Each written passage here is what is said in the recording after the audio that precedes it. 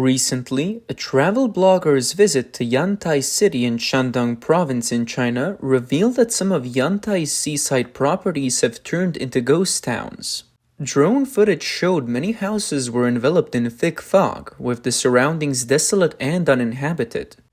According to the blogger, the houses appeared, quote, mysterious and terrifying, feeling eerie even in broad daylight. Yantai's seaside real estate market once had a significant history. In 2011, as real estate markets in first-tier cities cooled due to restrictive purchase policies, second- and third-tier cities remained vibrant.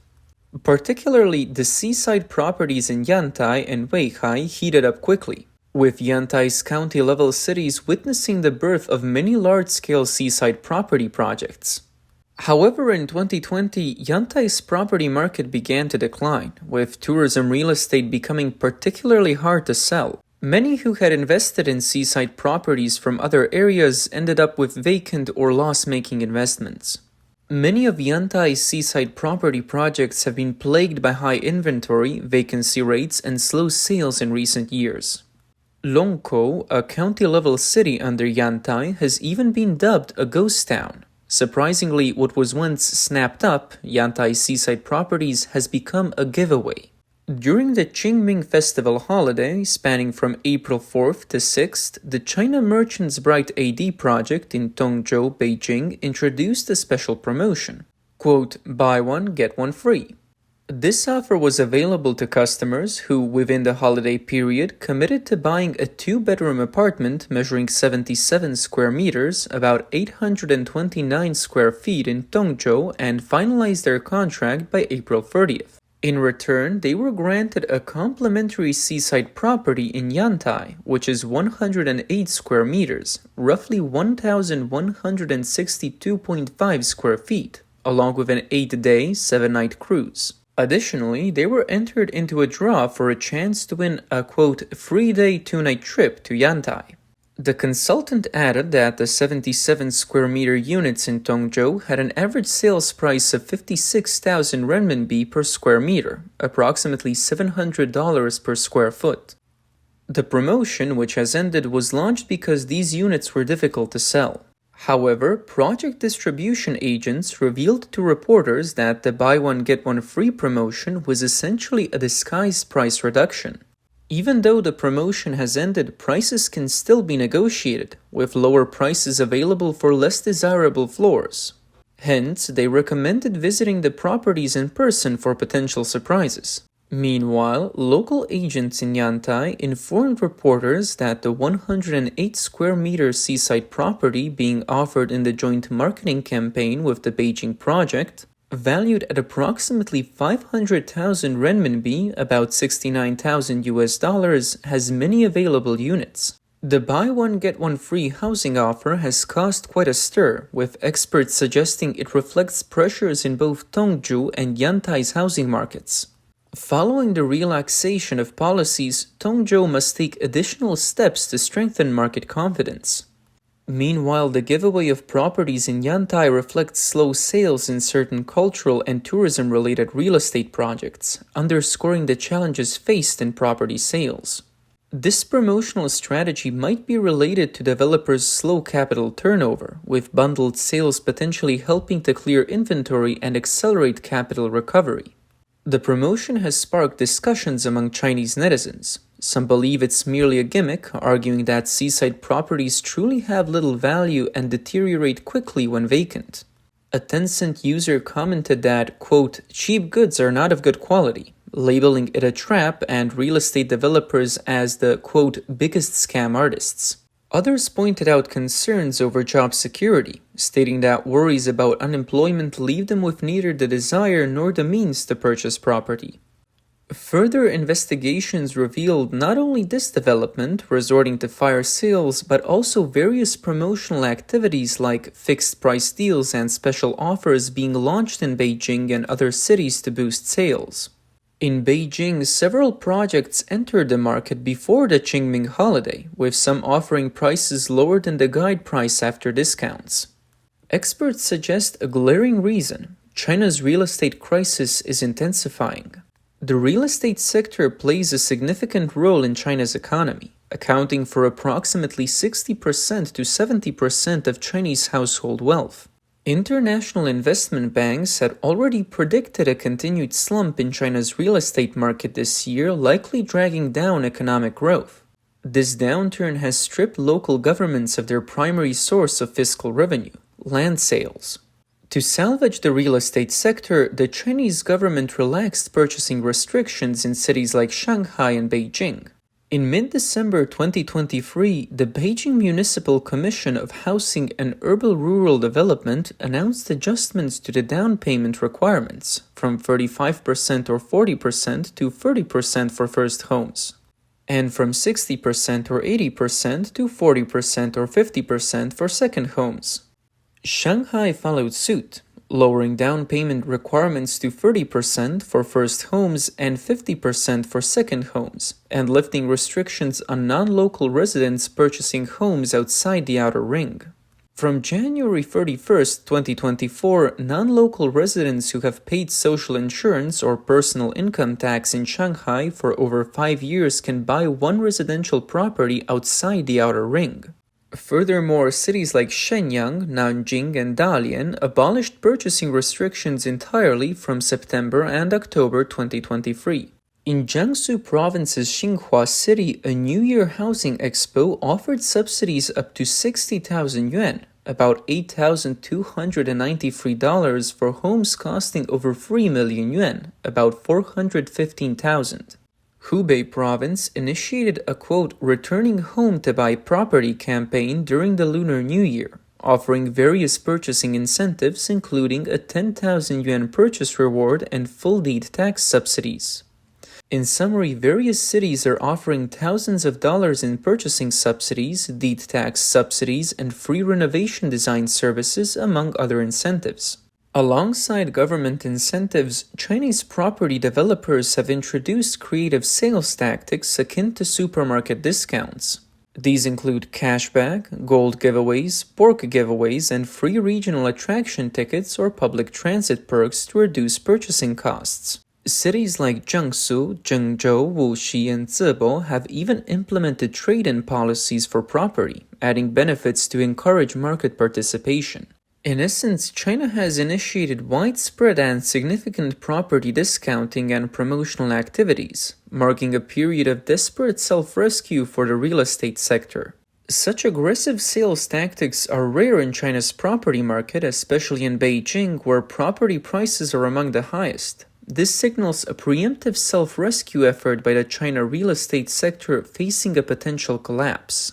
The strategy initiated in 2023, labeled, stabilize, loosen, and reduce, was designed to support the self-rescue efforts in the real estate sector.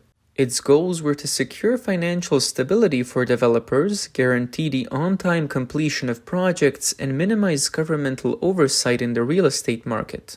It also made buying homes more affordable by decreasing down payments, offering tax deductions, and reducing property prices. Developers were allowed to set their prices and offer discounts to quickly recoup funds, while governments increased subsidies for buyers to ease purchasing burdens. Despite the Chinese government's efforts to stimulate the real estate market, the response has been lukewarm, with continued weak demand for housing loans. According to HSBC Global Research, a key indicator for future real estate investment, the new residential construction area, fell by 21% year over year, indicating sustained weak demand. However, the worst may not be over. Alicia Garcia Herrero, chief economist for Asia at Natixis, suggests that China's housing market has not yet bottomed out, with a long road ahead. Nomura analysts Dong Jizhou and Riley Jin also see no signs that the fundamentals of China's real estate sector have reached a turning point. Experts commenting on China's current promotional activities like buy one get one free and discounts say it's hard to escape the predicament. Professor Xie Tian in business at the University of South Carolina Icahn observed that the decline in China's housing market appears to be speeding up. This is indicated by decreasing loan balances, which point to either fewer home purchases or some homeowners settling their loans sooner than expected. Furthermore, the halting of loan repayments is also leading to a decrease in loan issuance. underlining the broad downturn affecting the entire real estate market. Therefore, the difficulties facing China's real estate market cannot be resolved merely through quick sale tactics like buy one get one free or trade-in promotions. Director Chen Songxing of the New Economics Research Center at Donghua University in Taiwan remarked that the World Trade Organization, WTO, being petitioned for liquidation by the China Construction Bank indicates the bank's pessimism about the future of China's real estate market, hence a move for self-preservation. Chen further explained that a significant indicator of whether a system is facing discipline violations or economic recession is in the volume of new loans. Reduction in new loans is a major warning sign indicating a slowdown in economic momentum. Moreover, the maintained volume of loans may partially consist of new loans paying off old ones or deferred payments, where immediate issues could arise without deferrals. This situation complicates matters for banks, especially considering China's current domestic and international economic and financial conditions, which are not looking optimistic. Chen also stated that authoritarian regimes' top leadership would not admit to errors, preferring instead to blame scapegoats for the current situation. Under such high-pressure environments, banks are reluctant to issue loans or allow delayed payments, making it harder for real estate companies to operate and leading to more problems. Observers are puzzled by the fact that even after lifting restrictions on purchasing homes, there remains a noticeable lack of interest among residents in buying homes. Experts discussed the real estate market in January 2024, suggesting that house prices have not adjusted properly, hence the lack of interest in buying homes. The reluctance to reduce house prices stems from local governments' unwillingness to see property values drop. If the government is hesitant to allow a fall in prices to a more acceptable level, stabilizing the real estate market becomes much more challenging. An acceptable price drop would be when the public feels the prices are bearable enough to start purchasing. So, what constitutes a reasonable price for homes, and are China's housing prices excessively high? Research indicates that China's housing prices are among the highest globally. In a study assessing housing affordability across 480 cities, including 131 in the USA and 7 in China, all 7 Chinese cities ranked among the top 60 most expensive, with 5 in the top 16. Shenzhen, Beijing, and Shanghai were the top 3 most expensive cities worldwide. Additionally, China's price-to-income ratio is 7 times that of the USA. According to research by Fidelity Investments, a well-known American investment company, the total value of a house should generally not exceed 3 to 5 times the annual household income. Data shows that the average cost of new urban residences in the USA is 4.3 times the average income, while in China as of 2021, the average cost is 29.8 times the national average income. In major cities, the situation is even more astonishing. Beijing's price-to-income ratio is 9 times that of Washington, D.C., and about 19 times that of Houston or Dallas. Shanghai's ratio is approximately 4 times that of New York City. Chengdu, a second-tier city in China, still has a price-to-income ratio more than double that of New York City. Compared to typical American cities like St. Louis or Indianapolis, Chengdu's ratio is 5 to 15 times higher. Moreover, since homes in the USA are generally larger than those in China, the cost per square foot of living space in China is on average 30 to 50 times higher than in the USA. Fidelity Investments suggests that China's current housing prices need to decrease by 83% to reach an affordable level for the public. However, a drop in housing prices is a daunting prospect for the Chinese government and real estate developers who collectively assert that, quote, housing prices cannot fall. Sun Hongbin, chairman of real estate company Sunac China, claimed that if housing prices fell by more than 30%, nearly all real estate companies would go bankrupt, negatively impacting the economy and government finances.